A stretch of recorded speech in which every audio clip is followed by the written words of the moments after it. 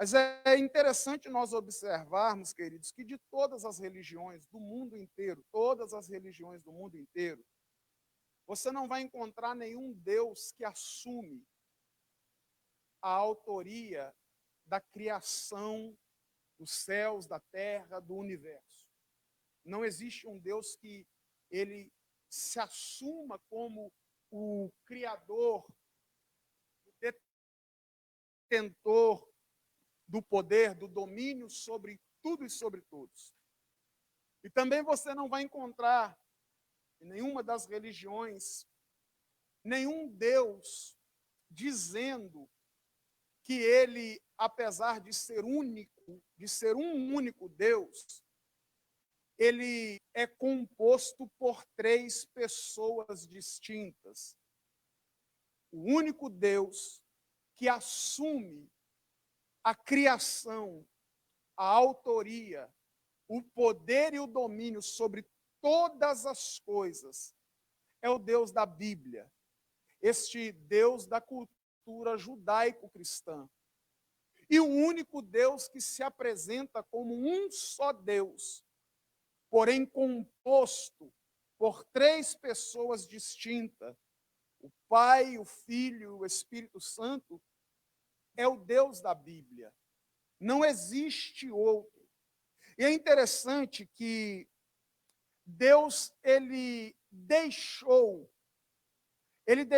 o seu rastro, ele deixou as suas digitais para provar, ele deixou na criação as suas digitais para provar que este Deus trino que a Bíblia apresenta, a palavra trindade, ela não existe na Bíblia. Você não vai encontrar o termo trindade na Bíblia, mas nós encontramos o conceito, ou seja, a unidade de um Deus plural. Isso é a trindade, o Pai, o Filho, o Espírito Santo. Então, apesar da palavra trindade não estar de maneira explícita na Bíblia, o conceito existe de maneira muito clara. E este Deus fez questão de deixar em toda a sua criação marcas, as suas digitais, para provar que este Deus que é um, mas é três, mas é o único e verdadeiro Deus, e é Ele o Criador de tudo e todas as coisas. É por isso que nós vamos encontrar, por exemplo, na matemática, a presença deste Deus, que ao mesmo tempo que é um é três, mas ao mesmo tempo que é três, ele é um. Quando nós olhamos, por exemplo, o número 3, se nós somarmos 1 mais 1, é igual a 3. A soma do 1 3 vezes dá 3. Quando nós, porém, multiplicamos o 1 pelo 1 3 vezes, ele vai permanecer sendo 1. Então, é Deus na matemática apresentando o conceito da trindade, deste Deus criador, desta mente inteligente que criou todas as coisas. Nós vamos ver na física a presença desse Deus, porque a matéria, tudo isso, todo este universo, todo este mundo físico onde nós habitamos, a matéria deste mundo físico, ela se apresenta em três estágios. A matéria, ela pode se apresentar de forma líquida, sólida ou gasosa. 3 é a digital deste Deus trino sendo manifestada na criação. O tempo é dividido entre passado, presente e futuro. É o Deus da Trindade deixando a sua digital na criação. Nós vamos ver na música. A música é composta por melodia, harmonia e ritmo. 3 outra vez. Nós vamos ver que o 3 ele aparece, por exemplo, na composição plena de uma família. Uma família plena, ela é composta de pai, mãe e pelo menos um filho ou uma filha. Essa é a totalidade de uma família, é a trindade presente na sociedade. Quando nós olhamos para a nossa fé, nós vamos encontrar na Bíblia Sagrada diversos elementos que apontam para a trindade.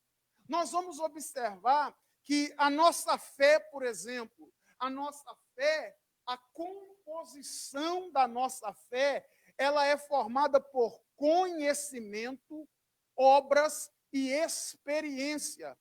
É assim que nós temos a manifestação plena da nossa fé.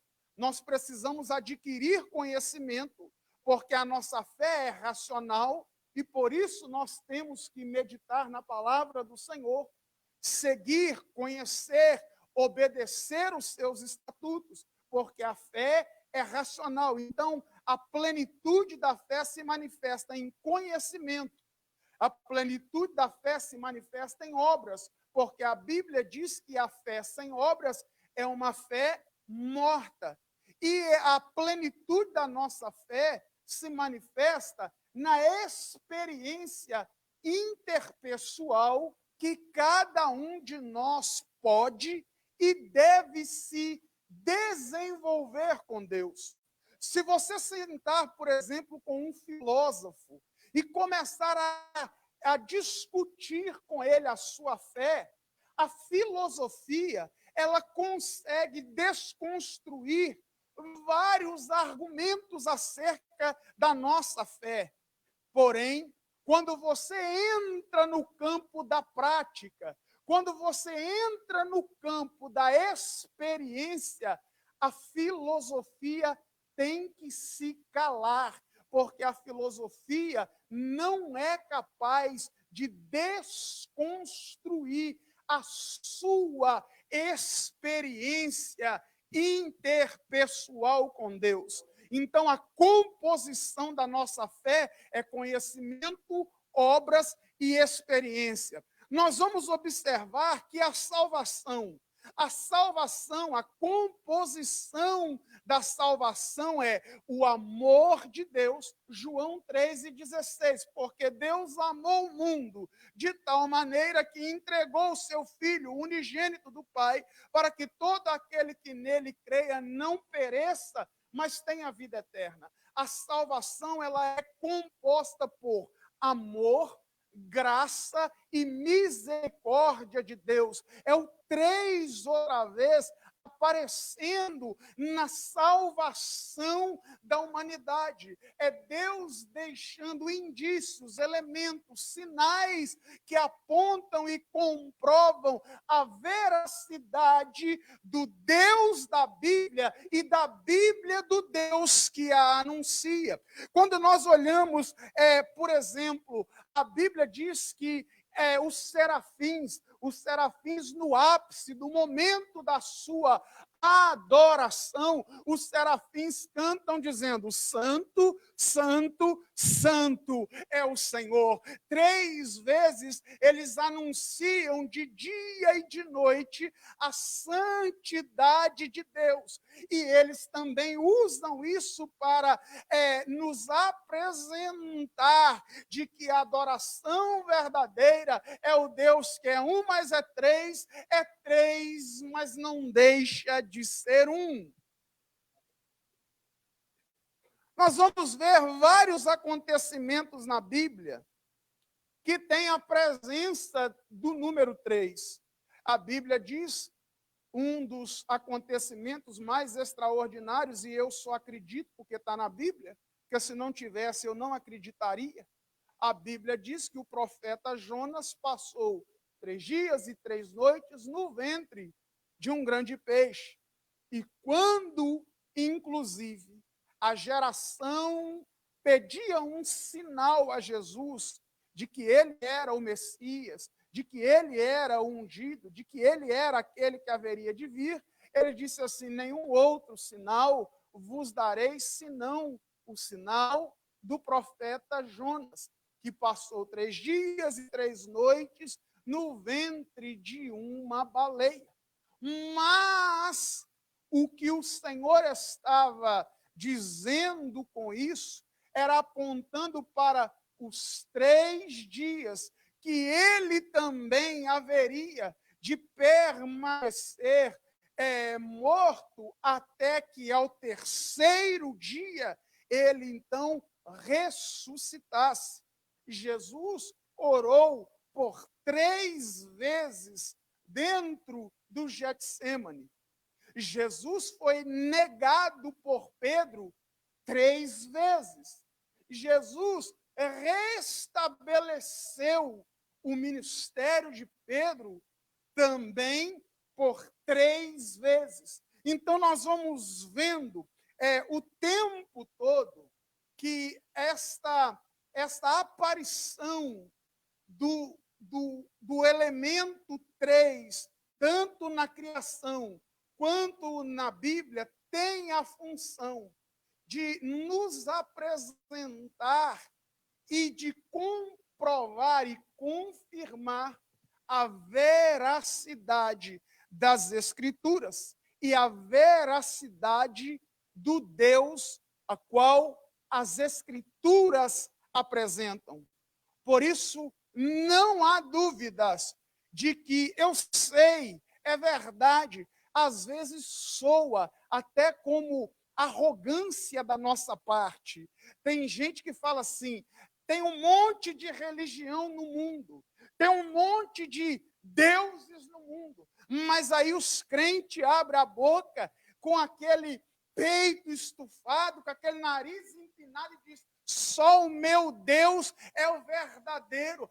Mas fazer o quê, queridos? É verdade. Contra fatos não há argumentos. Então, ao invés de ficar achando ruim dos crentes bater no peito e dizer que só existe um caminho, que só existe uma verdade, que só existe uma vida, que Jesus Cristo é o único e verdadeiro Deus, ao invés de ficar achando ruim com os crentes, converse também e faça parte deste povo lavado, remido e que conheceu a verdade.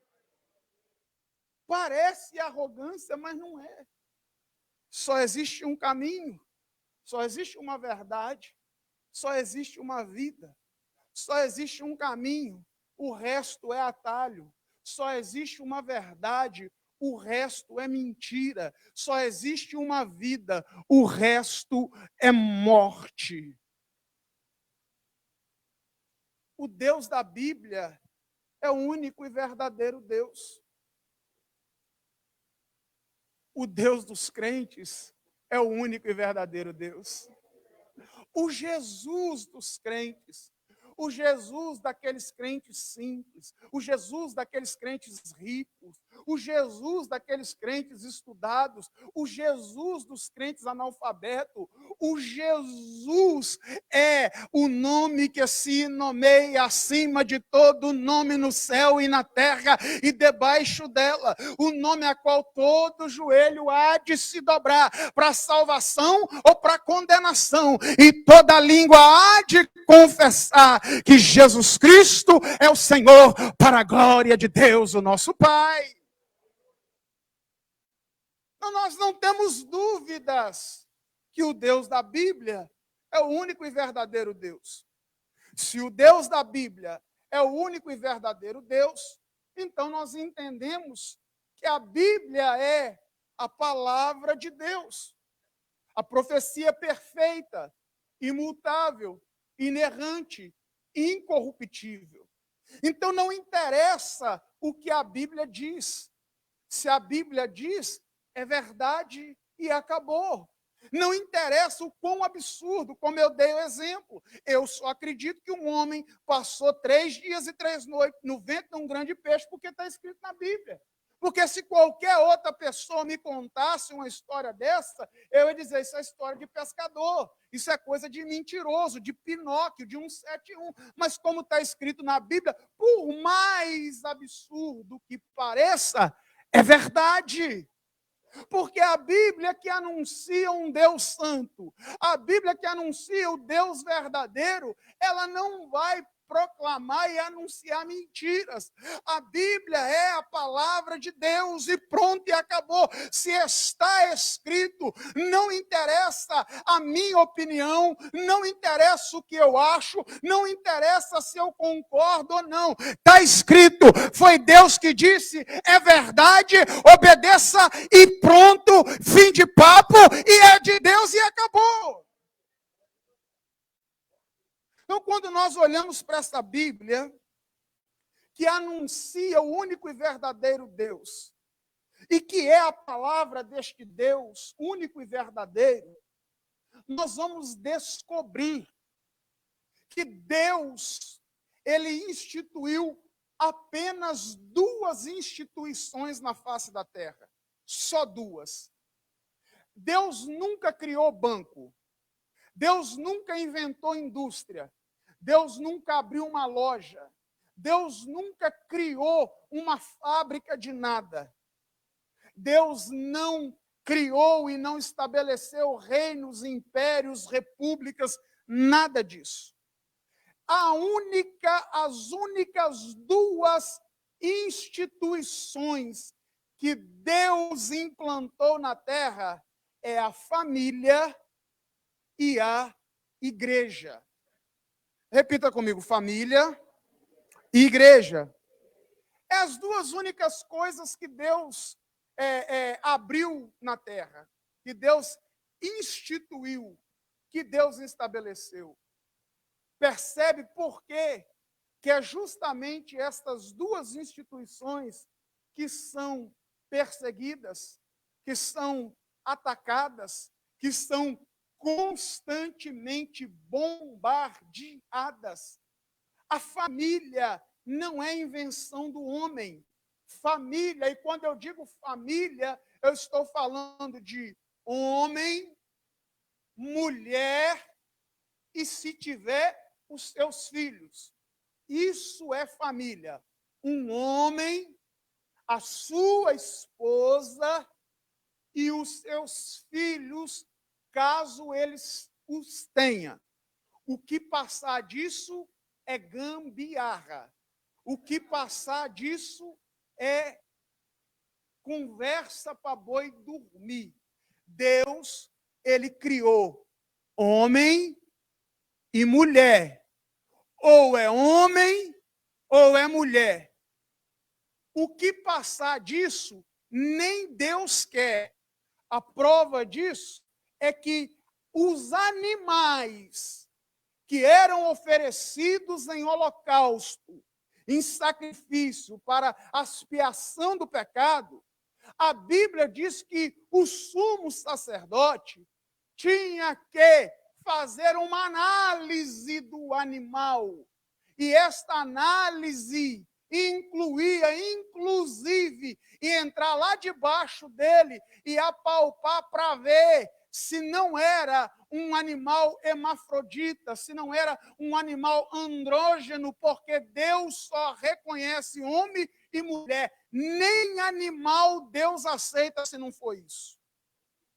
Então, o modelo de família não interessa o que a cultura diz. Passarão os céus, passarão a terra, a minha palavra permanece para sempre. Deus reconhece homem, Deus reconhece mulher. O que passar disso é obra de engano. Simples assim.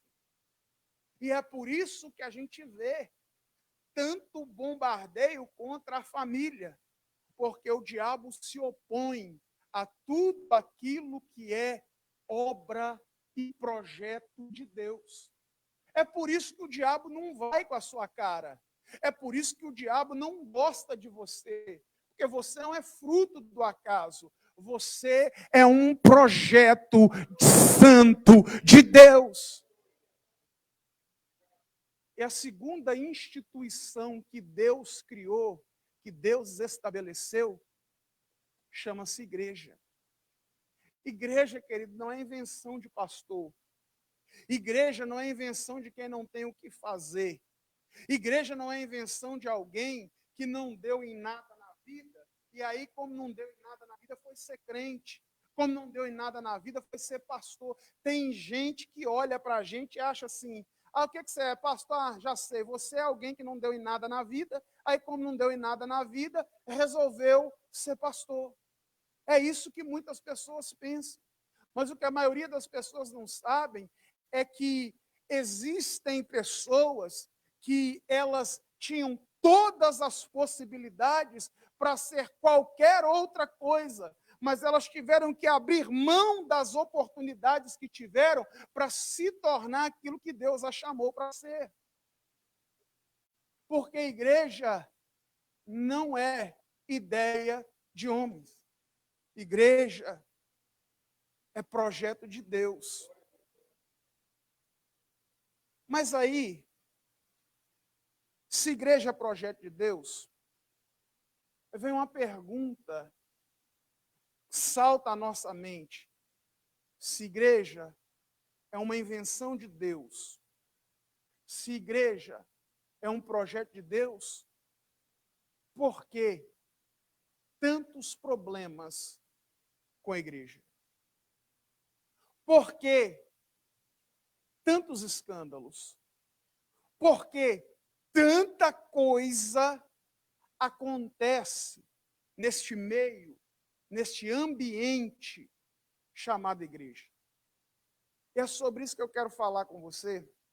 Abra sua Bíblia, por gentileza, em Mateus 18, verso 7. À medida que você for encontrando, queira, por gentileza, se colocar de pé, em reverência à palavra do Senhor.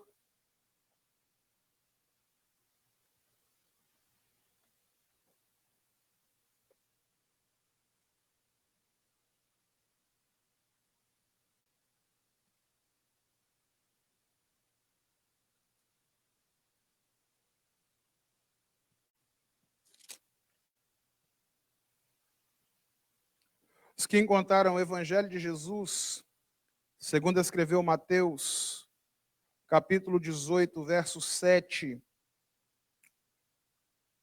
Por gentileza, digam amém. E assim está escrito: ai do mundo, por causa dos escândalos, porque é mister que venham os escândalos. Mas ai daquela pessoa por quem o escândalo vem. Só até aqui, tome o seu assento com liberdade para glorificar a Jesus.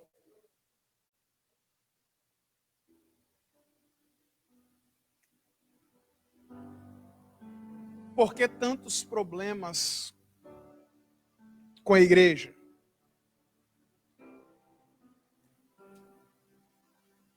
A primeira coisa que nós precisamos entender, queridos,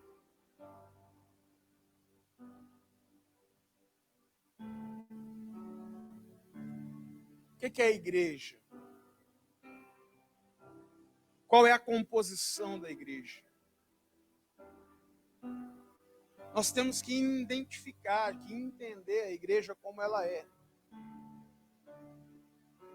Se a igreja é um projeto, é uma ideia, é um propósito, é uma instituição estabelecida por Deus, por que ela não é perfeita? Por que tem problemas? Igreja, queridos, ela é perfeita.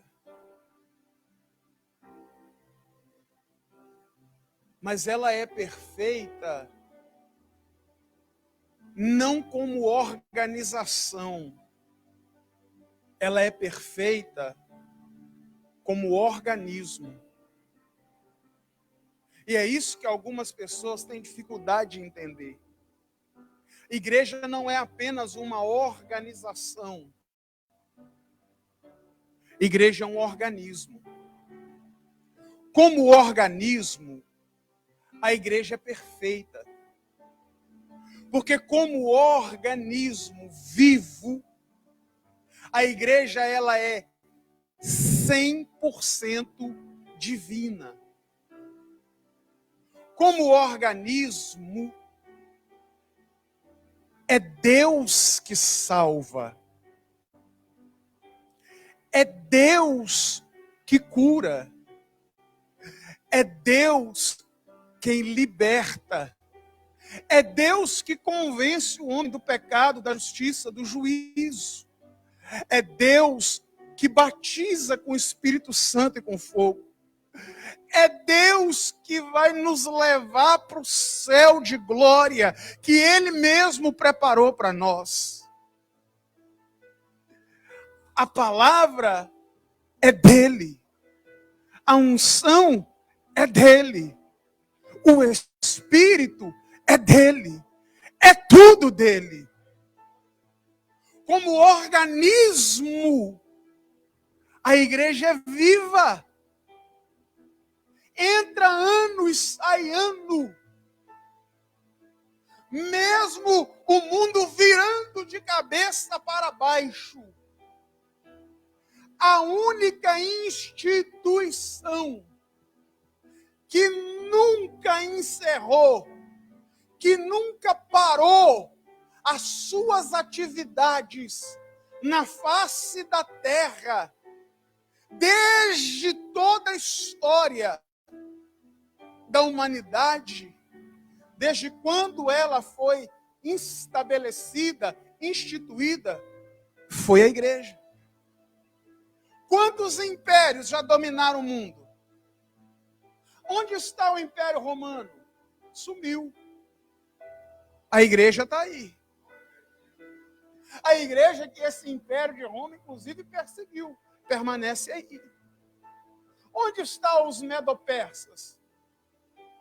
O Império dos Persas cresceu, apareceu, sumiu. Onde estão a Babilônia? Tão rica, tão poderosa nos seus dias, apareceu, desapareceu. O Egito. Quantos bancos já apareceram, já quebraram? Quantas empresas de carro, de avião, de navio, do que quer que seja, surgiram e sumiram? Quantas economias já quebraram? Quantos países que eram ricos e ficaram pobres? Quantas pessoas que eram milionárias e perderam tudo? Perderam seus bens, suas corporações, foram à falência, à bancarrota, desapareceram. A única instituição que nunca quebrou, nunca fechou, nunca parou, nunca vai quebrar, nunca vai fechar e nunca vai parar, é a igreja. Ninguém, queridos, foi tão perseguido na história da humanidade como os crentes. Foram e são. Mas como eu falei um dia desses aqui, a pele negra dos crentes não interessa para o Black Lives Matter. O sangue das missionárias, das mulheres de Deus, não interessa para as feministas.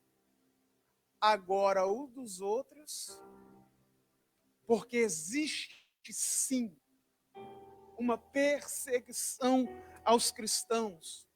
A igreja, ainda no século 21, continua sendo perseguida. Mas mesmo debaixo de perseguição, de afronta, de tantas e tantas coisas terríveis, ela permanece cumprindo o seu papel. Por quê? Porque como organismo, a igreja é viva. Eu vou passar, vocês vão passar, os nossos pais na fé passaram, mas a igreja continua, porque a igreja é um organismo vivo, e como organismo vivo, ela é divina. E como um organismo vivo e divino, a igreja é sim perfeita. O problema da igreja não está no organismo. O problema da igreja está na organização. Porque como organismo, a igreja é divina, é perfeita. Mas como organização, ela é humana.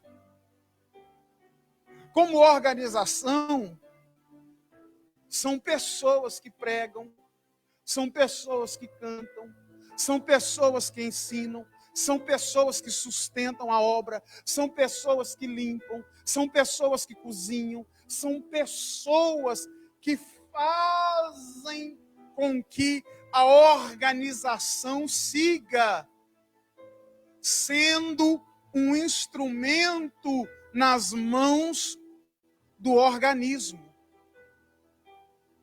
Então, o problema da igreja não está no organismo. O problema da igreja está na organização. Porque como organismo, a igreja é divina, 100% divina. Como organização, ela é humana. E como seres humanos falham. Seres humanos erram. Seres humanos têm problemas.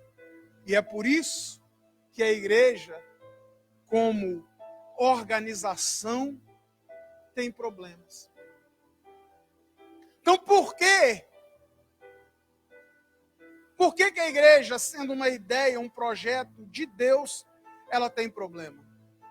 Porque ela é perfeita como organismo. Como organização, ela é humana. E os problemas não se manifestam no organismo.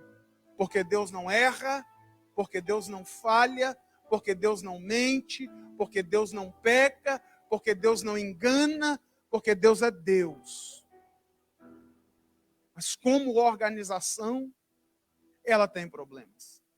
Porque pessoas têm problemas. Por que a igreja tem problemas? Para que se cumpra as Escrituras.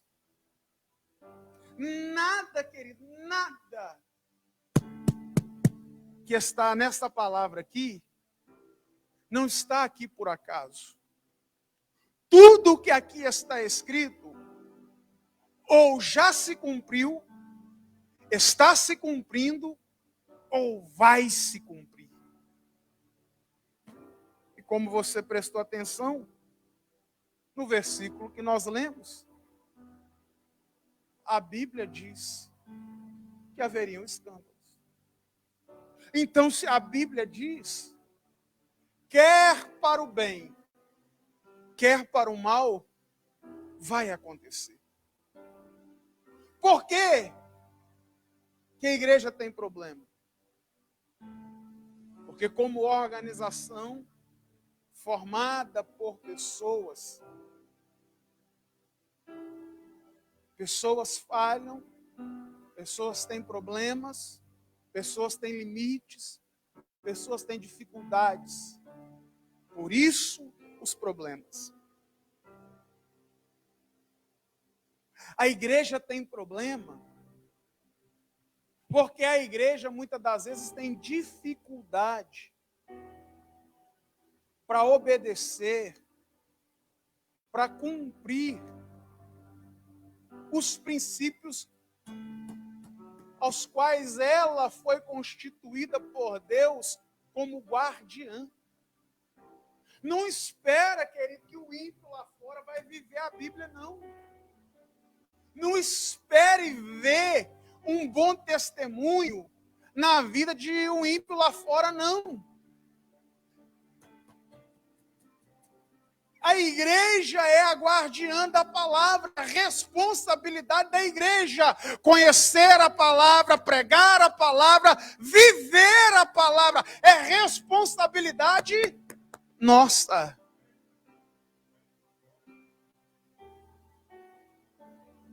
Por que a igreja tem problema?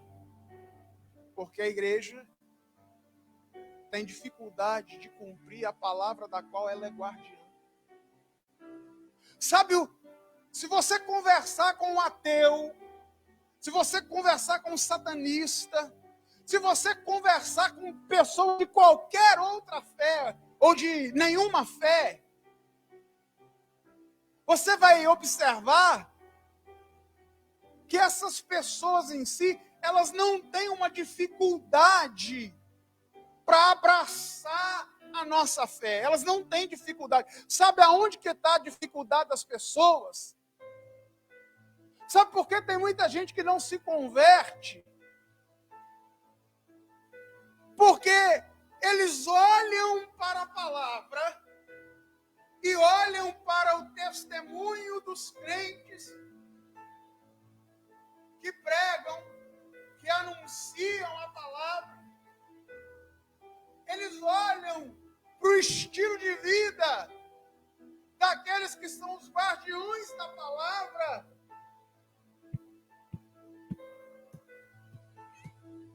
E não encaixa. E é isso que cria na cabeça das pessoas, muitas das vezes, uma resistência à fé. Porque eles vão ver os crentes falando uma coisa e fazendo outra. Ou fazendo justamente aquilo que eles dizem que não pode ser feito. É isso que dá um nó. É esse paradoxo é que cria resistência na cabeça das pessoas. E entenda o negócio, queridos. Quando a Bíblia diz que é necessário que venham os escândalos, não significa que você precisa ser esse agente de escândalo, não. Deixa isso para outro. Passa de você esse cálice. É a mesma coisa quando a Bíblia diz assim: o amor se multiplicar a iniquidade, o amor de muitos se esfriará. Não precisa ser o seu. Você pode, mesmo em meio à iniquidade, continuar amando. Quando a Bíblia diz que vai ter que vir escândalo, não precisa ser através de você, porque Deus não te chamou para ser um agente de escândalo. Deus te chamou para fazer a diferença. Deus te chamou para ser bênção. E outra coisa, as pessoas têm que tirar da cabeça que escândalo é só aquilo que atinge grandes proporções. Esse é o padrão ocidental de escândalo. Para nós, se ninguém ficar sabendo, não é escândalo. Para a gente, escândalo é quando todo mundo fica sabendo. Mas para a Bíblia, para Deus, uma pessoa, um pequenino, se um se escandalizar, é melhor que aquele pelo qual veio o escândalo amarre uma pedra no pescoço e se lance no fundo do mar. Esse é um dos problemas que alimentam a irresponsabilidade dos crentes. Porque tem muita gente que acha que escândalo é só se todo mundo ficar sabendo. Então, na cabeça de muitas pessoas, escândalo é só quando é com um pastor famoso, com um pregador famoso, com um cantor famoso, numa igreja muito grande, que aí acontece um problema e todo mundo fica sabendo desse escândalo. Não, querido. Você pode escandalizar o seu filho lá dentro da sua casa. Você pode escandalizar o seu pai, a sua mãe. Você pode escandalizar o seu patrão lá no seu trabalho. Se você não tiver uma conduta de crente. Você pode escandalizar um funcionário seu. Se você, na prática, se comportar de maneira contraditória à sua fé. Queridos, eu me lembro de ouvir da boca de uma criança de 10 anos de idade. Há uns anos atrás, ela disse: pastor, eu não vejo a hora de fazer 16 anos de idade para eu sumir da minha casa, porque eu não aguento o meu pai, eu não aguento a minha mãe, eu não sei o que esses dois fazem dentro da igreja. Ninguém ficou sabendo, não foi para a mídia, não foi para as redes sociais, não passou na Globo, mas é escândalo. É um filho escandalizado com as atitudes de um pai e de uma mãe que se diz crente. Eu me lembro que há uns anos atrás, conversando com um dono de uma oficina mecânica, ele disse assim: não é por nada não, viu, pastor? Mas eu vou falar uma coisa para o senhor. Nessa oficina minha aqui, eu tenho gente de tudo quanto é jeito. Tem cachaceiro, tem drogado, tem macumbeiro, tem de tudo aqui. Inclusive crente. E não é por nada não. Mas os piores que eu tenho aqui dentro é o tal do crente. Passo o dia inteiro no telefone falando da vida dos outros, falando do irmão da igreja, falando do pastor, falando de não sei o quê. Passo o dia inteiro. Alguém ficou sabendo disso? Não. Saiu na Globo? Não. Mas é escândalo. O que é escândalo?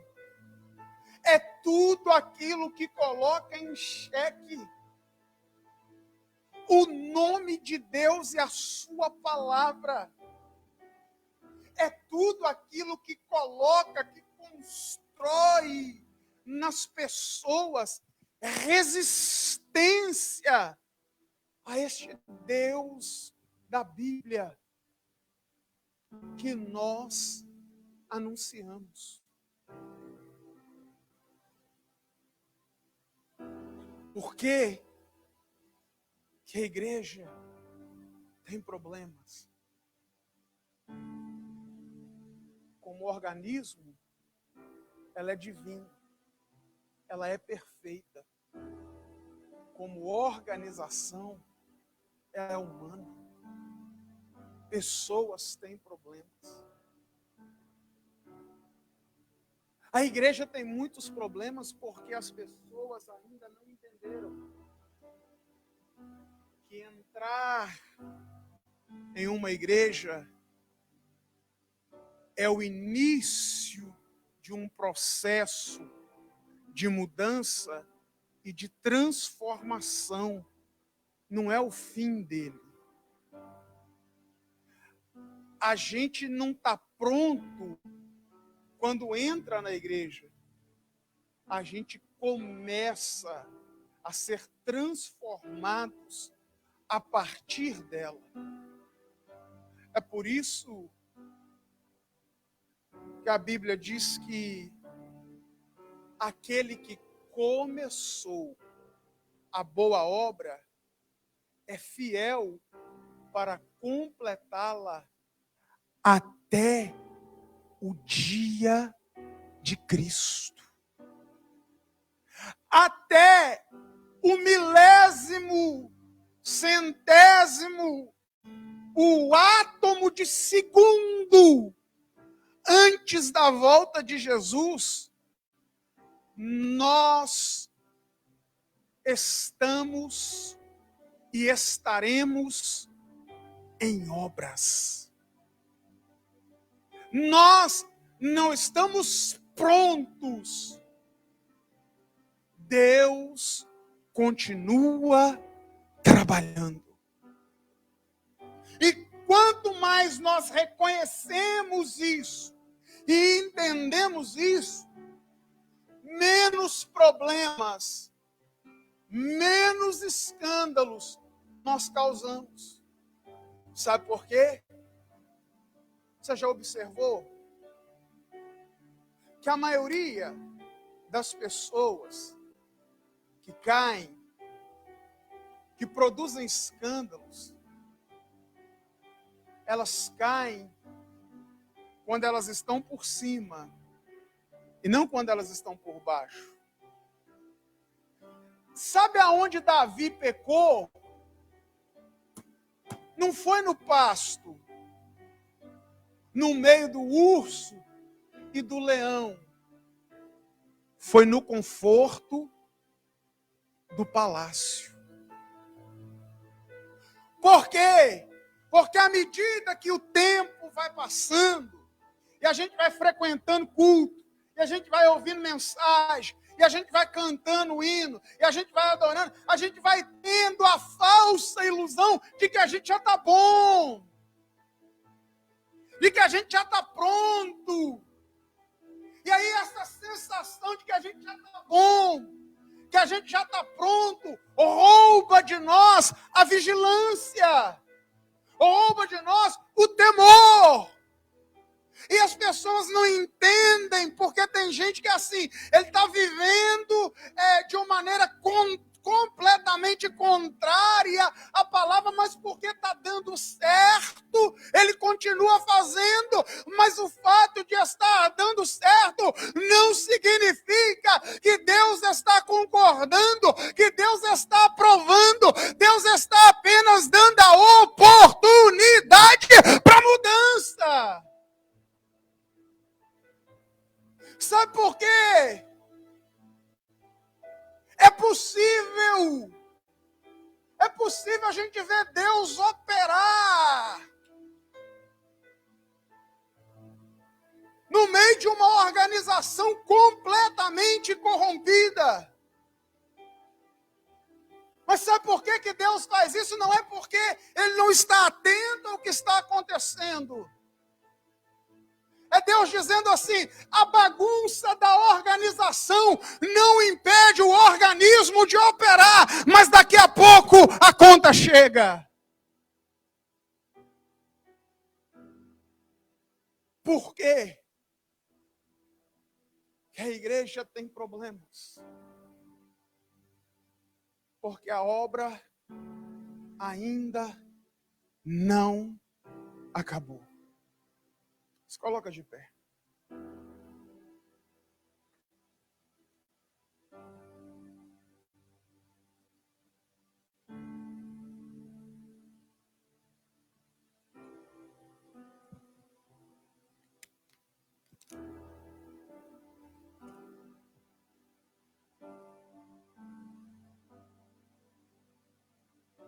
Sempre houve e sempre haverá problemas na igreja, como organização. Sabe o que você faz? Preste atenção. Se você tiver que sair da organização, saia. O dia que vocês olharem para a minha vida como pastor dessa igreja, a minha vida não for testemunho, não for exemplo para vocês, sumam daqui. Sumam. No dia que eu chegar aqui e inventar outra coisa, que não esteja aqui, suma.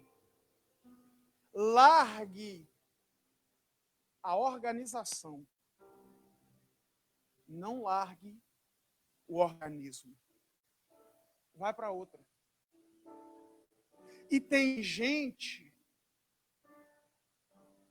que por causa do problema da organização, decepcionei com o pastor, decepcionei com o cantor, decepcionei com o pregador, com coisa que ele ou que ela nunca decepcionou ninguém.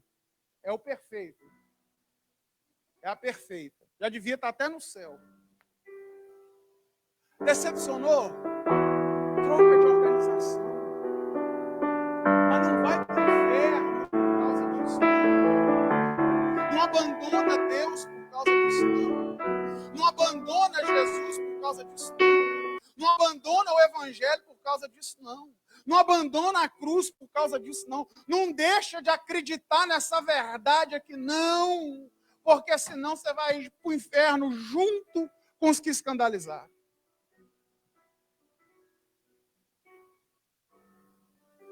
Tem gente que ele se apega na organização.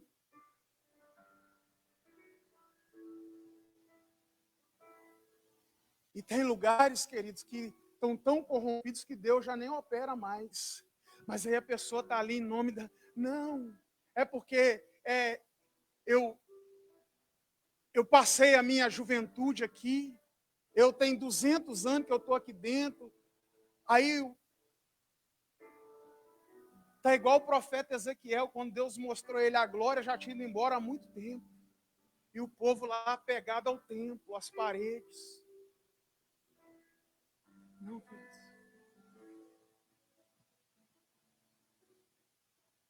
O organismo, igreja, é perfeito, é divino. E é ele que vai te levar para o céu.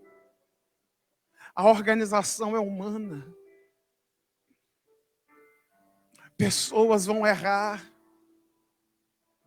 Mas você não vai poder usar essa desculpa diante de Deus para falar: Deus, eu abandonei os seus caminhos e enfiei a cara no mundão, enfiei a cara no lixão e fui viver uma vida de qualquer jeito por causa de fulano. Deus não vai aceitar esse tipo de argumento. A sua alma é preciosa demais, querido. A sua alma é preciosa demais para você deixá-la perecer por causa do erro dos outros, do engano, da falha dos outros. Ei, Deus nunca falhou. Nunca vai falhar. Então aconteça o que acontecer. E se prepare, porque nós estamos vivendo este tempo. A temporada dos escândalos. Quanto mais coisa errada você vê, mais crente você fica. Porque é um sinal de que Jesus está voltando.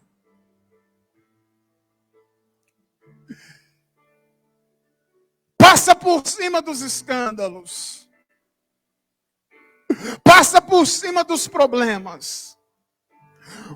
Muda de organização, de denominação, muda. Não tem problema. Só não abandona Deus. Se apegue nesta palavra que diz: os portões do inferno não prevalecerão contra a minha igreja, diz o Senhor.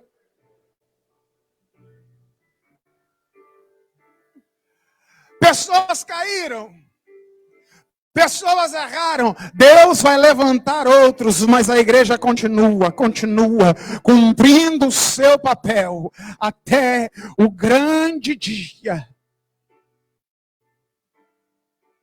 Queridos, a igreja que Jesus pastoreou ela pessoalmente, Pensa numa igreja problemática. O vice-presidente da igreja, assassino por natureza, deu em Malco uma facãozada para cortar o pescoço, mas era tão ruim de mira que só cortou a orelha. Era bipolar, na mesma hora que ele amava Jesus, ele nega Jesus. Na mesma hora que ele recebeu a revelação do Espírito Santo, estava dando lugar para o diabo. O apóstolo Pedro, membro da igreja que Jesus pastoreava. Judas o tesoureiro, traidor. Tomé, membro assim da igreja, incrédulo. A igreja que Jesus pastoreava tinha problema. Como organização, como organismo, Jesus sarava, Jesus curava, libertava. E continua fazendo do mesmo jeito, querido. A organização passa, as pessoas passam, os escândalos vêm e vão, mas Jesus permanece, a igreja permanece, o Espírito Santo continua atuando, Deus continua sendo Deus, o céu continua te esperando, e é para lá que você e eu precisamos ir. Por isso, quanto mais coisa errada você vê, mais crente fica, porque Jesus está voltando, e ele não vai vir buscar uma organização, ele vai vir buscar uma igreja, um povo lavado, remido, um povo de boas obras, uma igreja que não para, que não desiste, que não desanima, que não retrocede, uma igreja triunfante, uma igreja que vence a perseguição, vence os escândalos, vence a frieza, vence tantas coisas, mas continua olhando para aquele que é o autor e consumador da sua fé, Jesus Cristo, o Filho de Deus, que vive e reina para sempre. Quem pode adorar o nome dele por um minuto? Orabanda Rasébia, Orabanda Rassóvia.